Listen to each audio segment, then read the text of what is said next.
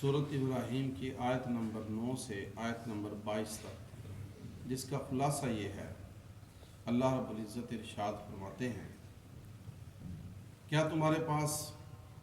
ان لوگوں کی خبر نہیں آئی جو تم سے پہلے ہو گزرے ہیں، جیسے قوم نوح ہے، قوم ہود ہے اور قوم صالح ہے، اور ایسے لوگ بھی جو ان کے بعد ہوئے ہیں جن کو اللہ کے سوا کوئی نہیں جانتا، جن کے پاس انبیاء علیہم السلام تشریف لائے، لوگوں نے ان کے منہ پر ہاتھ رکھ دیا، حالانکہ ان کی دعوت یہ تھی کہ اس ذات کو پکارو، اس ذات کی عبادت کرو جس نے تم کو پیدا کیا ہے، آسمان و زمین کو پیدا کیا ہے۔ وہ قومیں کہنے لگی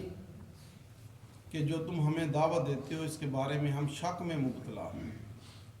انبیاء نے کہا کہ اس ذات کے بارے میں شک کرتے ہو جس نے آسمان و زمینوں کو پیدا کیا، تمہیں زندگی بخشی اور تمہارے گناہوں کو معاف کرتا ہے اور تمہیں دعوت دیتا ہے اور تمہیں ایک وقت تک مہلت دیتا ہے، اس کے بارے میں شک کرتے ہو۔ کہنے لگے کہ تم تو ہماری طرح کے انسان ہو، اگر اللہ نے کوئی پیغام بھیجنا ہوتا تو کسی فرشتے کے ذریعے بھیجتا۔ انبیاء نے کہا ہاں بے شک ہم تمہاری طرح کے انسان ہیں، لیکن اللہ اپنے بندوں میں سے جس پر چاہے احسان کر دے، اس نے ہمیں نبوت اور رسالت سے سرفراز کیا ہے، ہم اسی پر بھروسہ کرتے ہیں۔ کہنے لگے کہ اگر تم اس دعوت سے باز نہیں آؤ گے تو ہم تم کو اپنے علاقے سے نکال دیں گے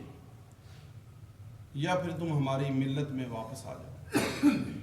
اللہ رب العزت نے ان انبیاء کی طرف وحی کی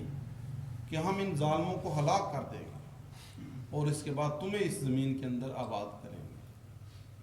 اللہ رب العزت فرماتے ہیں ذالک لمن خاف مقامی وخاف وعید، یہ ہر اس آدمی کے لیے نصیحت ہے جو میرے سامنے کھڑا ہونے سے ڈرتا ہے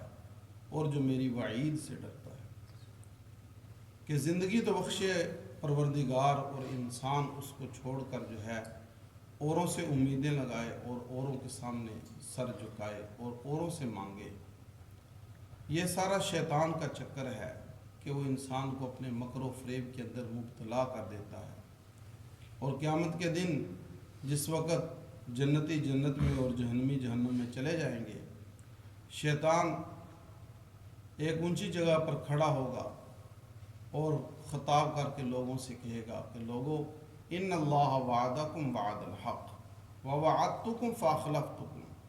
بے شک اللہ نے تم سے جو وعدہ کیا تھا وہ وعدہ سچا تھا کہ مجھ پر ایمان لاؤ، میرے رسولوں پر ایمان لاؤ،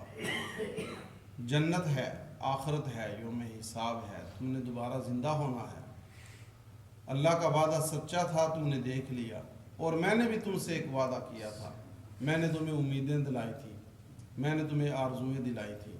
میں نے تمہیں کہا تھا کہ کوئی آخرت نہیں ہے، کوئی جنت دوزخ نہیں ہے، لیکن میرا وعدہ جھوٹا تھا۔